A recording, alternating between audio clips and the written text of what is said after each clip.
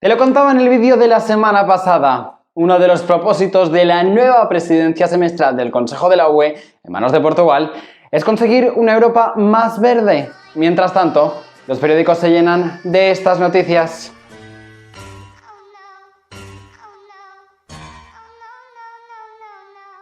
Con la llegada de Filomena, hace unos días, las cuestiones referentes al cambio climático han vuelto a salir a la palestra en la Unión Europea. ¿Pero realmente se está haciendo algo en las altas esferas para cambiar el rumbo del planeta? Soy Vicent Banyuls, periodista, politólogo, y esto es Transeúntes, donde hablamos de la Unión con lenguaje de calle.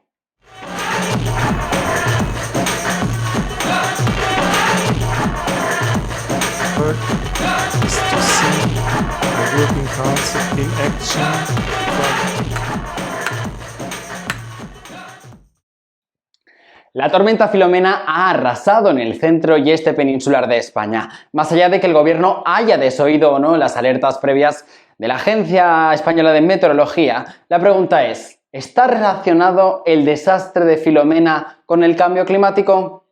Si hay algo que no podemos poner en duda es que el calentamiento global es una realidad indiscutible. Para que te hagas una idea, somos más de 7.500 millones de personas en el mundo, las cuales consumimos una gran cantidad de recursos y generamos una enorme cantidad de residuos, lo cual, entre otras muchas cosas, se manifiesta con un aumento de la temperatura de la Tierra. Para que nos entendamos en cuanto a Filomena se refiere, la emisión de gases de efecto invernadero sobre la atmósfera, el calentamiento global que provoca y los desajustes que sobre el clima esta situación genera, no solo permiten elevar la temperatura global del planeta, sino también el aumento de eventos climáticos como la tormenta que hemos sufrido en España.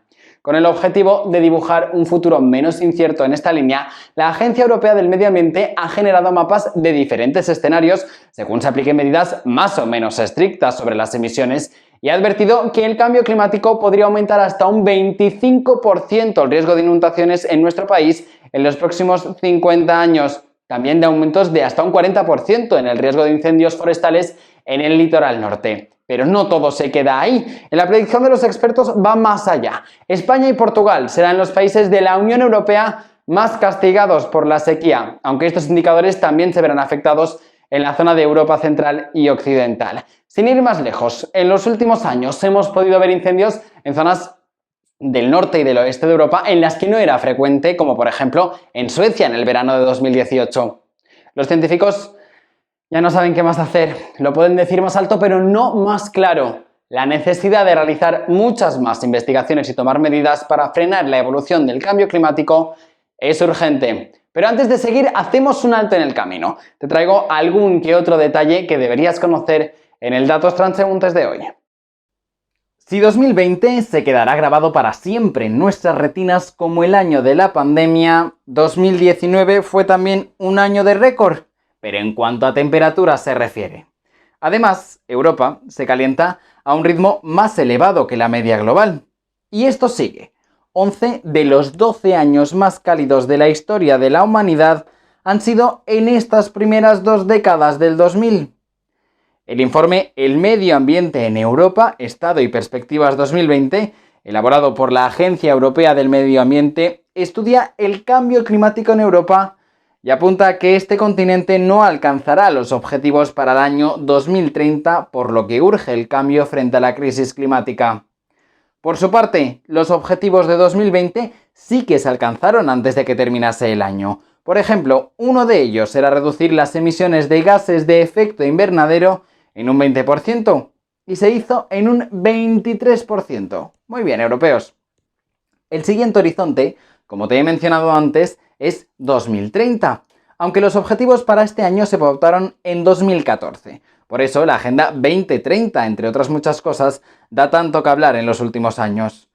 Volviendo al tema, en estos objetivos pautados casi a mitad de década, la UE se comprometía a reducir sus emisiones de gases de efecto invernadero al menos un 40% para 2030, teniendo el año 1990 como año de referencia. En diciembre de 2020 se aumentó, en base a un acuerdo vinculante firmado por los líderes de la UE, reducir las emisiones no un 40%, sino un 55%. El objetivo real de todo esto es alcanzar una UE climáticamente neutra de aquí a 2050. De ahí que el 0 sea el número que tantos gobernantes quieren conseguir. Y ahí entra en juego el famoso Pacto Verde Europeo, materializado, entre otras muchas cosas, en la Ley Europea del Clima.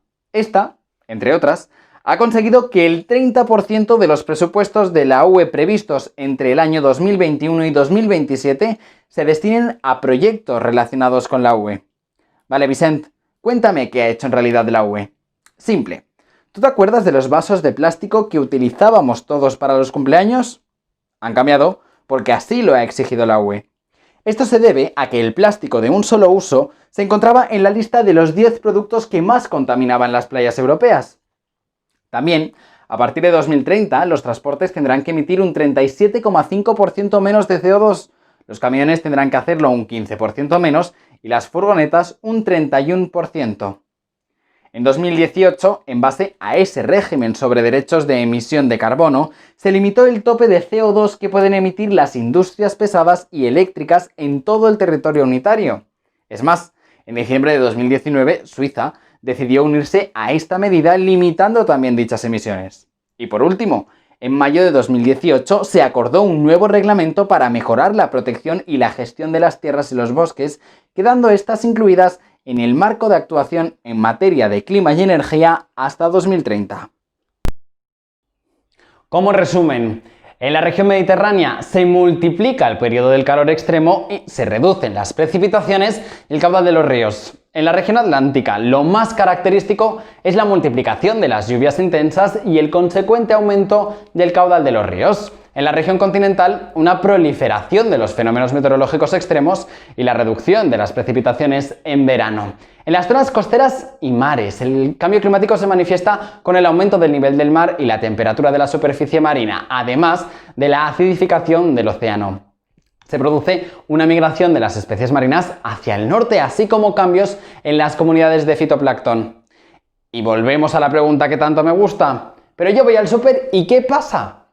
En esta noticia, publicada por la agencia EFE en su corresponsalía de Bruselas, se decía lo siguiente: un derivado de insectos está camino de ser el primero para consumo en la UE. Pero te diré más. Esto no es nada nuevo. En la Unión ya se lleva un tiempo investigando en estas cuestiones. Más concretamente, se han presentado 156 solicitudes, de las cuales 39 han sido adoptadas. De estas 39, 11 se están evaluando y 4 están en la fase de comprobar el estado de la documentación aportada.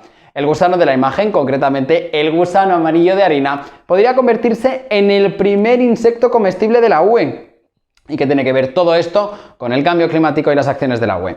Pues tiene que ver, y mucho. Además, en estos momentos, la Unión Europea está en busca y captura de fuentes alternativas de proteínas animales que requieran menos pienso, produzcan menos desechos y emitan menos gases de efecto invernadero. Este derivado de gusano podría colocarse el primero en la casilla de salida al mercado europeo. Así que puede ser que la industria alimentaria de los gusanos y de los insectos sea la industria del futuro. Esto es todo por hoy. Espero que esta semana haya conseguido acercarte un poquito más de la Unión Europea. Como siempre, puedes dejarme cualquier tipo de pregunta o de duda en los comentarios. Nos vemos en el vídeo de la semana que viene.